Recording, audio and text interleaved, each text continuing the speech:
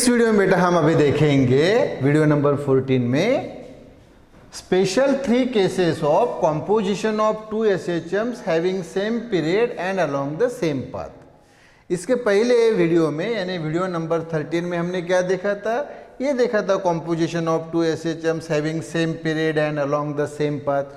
वो पूरा हमने डेरिवेशन फाइंड किया और उसमें हमने क्या फाइंड किया था, ये आर का फॉर्मूला, यानी 2 SHM हमारे पास थे ट्रैवलिंग अलोंग सेम पाथ और उसका हमने रिजल्टेंट फाइंड किया था।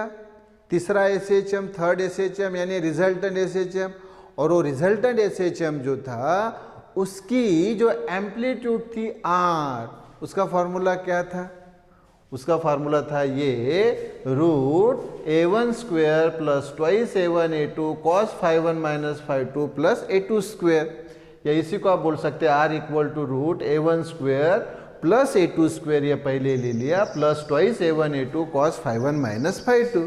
ओके, तो ये हमारे पास एक्सप्रेशन है किसका, एम्पलीट्यूड ऑफ रिजल्टेंट SHM। तो सेंटेंस हम मेंशन कर लेंगे क्योंकि उसी से हमें वो 3 केसेस देखनी है। तो यहां हम मेंशन करेंगे वी हैव, हमारे पास है क्या, amplitude of resultant SHM is, क्या फॉर्मूला है फिर बताओ, R equal to root a1 square plus a2 square अभी बताया, plus twice a1 a2 cos phi1 minus phi2। Okay, ये फार्मूला हमारे पास है। अभी हमें इसकी ये 3 केसेस देखनी हैं। तो अब हम पहली केस देखेंगे, केस फर्स्ट। पहली केस कौन सी कि भाई अगर वो 2 SHM, पहला SHM और दूसरा SHM, अगर वो 2 SHM सेम फेज में है तो चलो हम हेडिंग लिखेंगे कि if 2 SHMs are in same phase, अगर सेम फेज में रहे तो, सेम फेज में रहने का मतलब ये है कि ये phi1 और phi2 सेम होना, इक्वल होना, तो देन या देयरफॉर सेम फेज में है, therefore phi1 equal to phi2। phi1 equal to phi2 का मतलब क्या है कि पहले SHM का इनिशियल फेज इक्वल टू दूसरे SHM का इनिशियल फेज। क्यों भाई ऐसा, क्योंकि दोनों SHM सेम फेज में है, सेम फेज में है।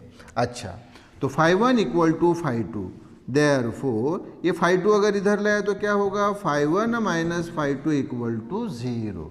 ओके, तो ये phi1 minus phi2 equal to 0। अभी मुझे बताओ यहाँ पे ये टर्म देखो बरा थोड़ा, ये टर्म देखो cos phi1 माइनस phi2, तो इसकी वैल्यू हम पहले फाइंड कर लेंगे। Therefore cos phi1 minus phi2 equal to, तो cos वैसे ही लिया, phi1 माइनस phi2 यानी 0 और cos 0 यानी कितना आता है, cos 0 की वैल्यू आती है 1। तो रखो बरा इस इक्वेशन में, इस इक्वेशन को हम इक्वेशन 1 बोलेंगे। तो ये जो वैल्यू आई है वो पुट इन इक्वेशन 1। तो रखो इक्वेशन 1 में क्या आएगा, R इक्वल टू रूट ये a1 square plus a2 square plus twice a1 a2, और cos phi1 माइनस phi2 की वैल्यू कितनी आई, 1, ये 1 रखा।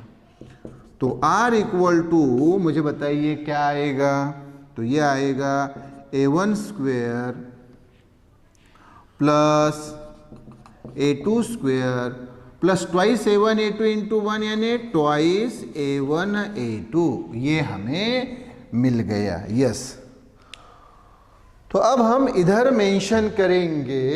ओके,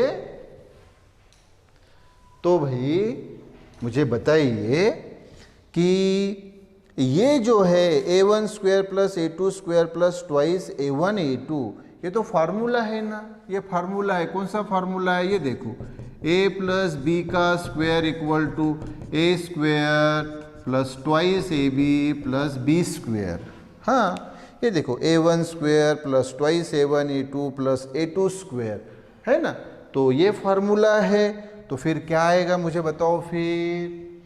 तो ये r इक्वल टू रूट, ये आया a1 प्लस a2 का स्क्वायर, a1 प्लस a2 का होल स्क्वायर। यस, तो स्क्वायर स्क्वायर रूट कैंसल, तो r इक्वल टू आ गया ये a1 plus a2, a1 plus a2 ये हमें मिल गया। कब मिल गया? जब दो एसएचएम सेम फेज में है। अब अगर a1 और a2 सेम है, अगर a1 और a2 सेम है, दोनों की वैल्यू सेम है, a1 और a2 दोनों की वैल्यू सेम है, तो हम लिखेंगे कि if a1 equal to a2 दोनों सेम है और वो दोनों a है, मतलब a1 भी a है और a2 भी a है, तो रखो बरा फिर therefore r equal to a1 की वैल्यू भी a, a2 की वैल्यू भी a, तो r इक्वल टू आता है 2a। मतलब क्या हुआ कि जब दो एसएचएम सेम फेज में होते हैं और अगर उनकी एम्पलीट्यूड सेम रही, पहली की भी ए दूसरी की भी ए, तो उनसे जो हमें रिजल्टेंट एसएचएम यानी तीसरा एसएचएम मिलता है उसकी एम्पलीट्यूड आर ये उन दोनों की प्लस इतनी रहती है, ए प्लस ए यानी ट्वाइस ए। ये एक केस हो गई। अब फिर हम दूसरी केस देखेंगे। तो केस टू, तो पहले इसमें क्या हो गया कि दोनों एसएचएम क्या थे? एक दूसरे को मतलब सेम फेज में थे, दोनों अगर सेम फेज में रहे तो। दूसरे इसमें अगर दो एसएचएम पहला और दूसरा ये 90 डिग्री आउट ऑफ फेज है, तो कितना? 90 डिग्री आउट ऑफ फेज है, तो मेंशन करेंगे कि if two SHMs are 90 degree out of phase, 90 degree out of phase, दो एसएचएम कैसे 90 डिग्री आउट ऑफ फेज है, तो फिर उस केस में जो ये रहेगा, तब यहाँ क्या था देखो, φ1 माइनस φ2 इक्वल टू 0, तो अभी 0 नहीं है, अभी 90 रहेगा, तो therefore φ1 minus φ2 equal to 90 degree. 90 degree को ही आप π/2 रेडियन बोल सकते हैं, एक ही बात है। हाँ, तो φ1 minus φ2 equal to 90 degree. Okay, तो फिर से वही इक्वेशन 1 से देखो, cos φ1 माइनस φ2 की वैल्यू क्या होगी बताओ, तो देयरफॉर cos φ1 माइनस φ2, ओके, तो cos वैसे ही और φ1 माइनस φ2 यानी कितना है, तो आप बोलेंगे सर 90 डिग्री, और cos 90 यानी होता है 0, तो ये 0 जो वैल्यू है वो फिर से वापस इक्वेशन 1 में पुट करो, तो ये put in equation 1 we get. Okay, तो क्या है हमारे पास r इक्वल टू, तो r इक्वल टू है हमारे पास रूट, ये देखो a1 square plus a2 square plus twice a1 a2 और cos φ1 माइनस φ2 यानी 0, तो ये root a1 square plus a2 square twice a1 a2 into 0 यानी क्या आ गया 0, तो ये root a1 square plus a2 square, तो ये आ गए हमारे पास r की वैल्यू, क्या आ गई, root a1 square plus a2 square. कब आई कि जब दो एसएचएम्स 90 डिग्री आउट ऑफ फेज है तब आई। अच्छा, फिर से वही बात कि अगर a1 और a2 सेम है और उनकी वैल्यू a है तो यही जो हमने लिखा वही मेंशन करेंगे कि if a1 equal to a2, a1 और a2 सेम है और कितने हैं a, मतलब a1 की वैल्यू भी a और a2 की वैल्यू भी a, तो देयरफॉर ये जो है क्या होगा, r इक्वल टू रूट ये a का स्क्वायर और ये भी a का स्क्वायर, तो a square plus a square क्या हो गया, तो आप बोलेंगे सर 2a स्क्वायर बरोबर a स्क्वायर को रूट के बाहर निकाल लीजिए तो a रह जाएगा और ये रूट 2 वैसे ही, तो ये आ गई r की वैल्यू, तो r equal to a root 2, r equal to a root 2 ऐसा बोलिए या r equal to root 2a ऐसा बोलिए, एक ही बात। तो ये हो गई बेटा दूसरी केस। अब एक और तीसरी केस है। तीसरी केस ये रहेगी कि if two SHMs are 180 degree out of phase, अब 90 नहीं, अभी कितनी 180 डिग्री आउट ऑफ फेज रहा, तो क्या होगा ये हमें देखना है। तो वही केस 2 से ही हम यहाँ लिख लेंगे।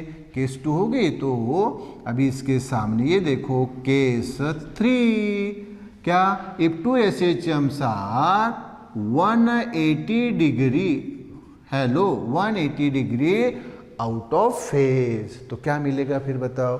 देयरफॉर φ1 माइनस φ2 इक्वल टू कितना आएगा, 90 की जगह, तो 90 की जगह आएगा 180 डिग्री। 180 डिग्री यानी ही होता है pi radian, pi radian. Therefore ये फिर इक्वेशन 1 से ये cos φ1 माइनस φ2 की वैल्यू, तो देयरफॉर cos φ1 माइनस φ2, तो cos वैसे ही और φ1 माइनस φ2 यानी कितना, तो आप बोलेंगे सर 180 डिग्री, 180 डिग्री। और cos 180 डिग्री यानी कितना होता है, cos 180 डिग्री होता है -1, तो ये -1। तो ये जो वैल्यू है cos φ1 माइनस φ2 की वैल्यू -1, ये फिर से इस इक्वेशन 1 में रखो, तो पुट इन इक्वेशन 1 वही गेट, क्या है फिर हमारे पास 1, तो है r equal to root a1 square plus a2 square plus twice a1 a2, और cos φ1 माइनस φ2 की वैल्यू कितनी है, तो वो है -1। ओके, तो इक्वल टू वैसे, रूट वैसे ही a1 square plus a2 square plus into minus, तो ये माइनस, ये ट्वाइस a1 a2, यस। तो अब आप मुझे ज़रा बताइए कि ये क्या है, a1 square plus a2 square minus twice a1 a2, तो ये फार्मूला है कौन सा, ये देखो बरा, ये प्लस का फार्मूला है ना, यही फिर माइनस के लिए, तो a minus B square equal to a square minus 2ab plus B square, तो यही तो है a1 square minus twice a1 a2 plus a2 square, यानी ये आ गया, रूट तो वैसा ही, और ये a1 माइनस a2 का होल स्क्वायर। अच्छा, यहाँ देखो स्क्वायर और स्क्वायर रूट क्या हो गए, कैंसल हो गए, तो एक स्टेप मैं इधर लिख लेता हूँ। देयरफॉर ये r वैसे ही equal to square root cancel, तो ये a1 माइनस a2, यस, ये आ गया हमारे पास, हाँ ये आ गया हमारे पास r equal to a1 minus a2, r equal to a1 minus a2। Okay, और फिर सामने कि if a1 equal to a2, अगर a1 और a2 दोनों सेम हैं और इक्वल टू कितना है, a है, इक्वल टू कितना है a, तो देयरफॉर r इक्वल टू क्या आएगा फिर बताइए मुझे।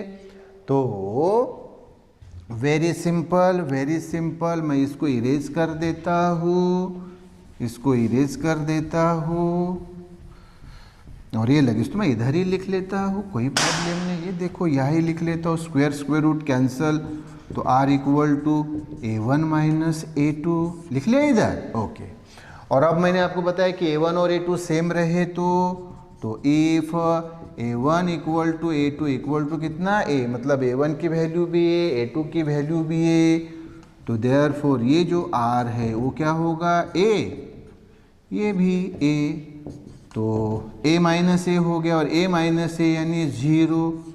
तो r की वैल्यू क्या आ गई, 0 आ गई। कब, जब दो ऐसे टर्म्स क्या है 180 डिग्री आउट ऑफ फेज है। तो ये हमने देखी तीनों केसेस। Yes, okay.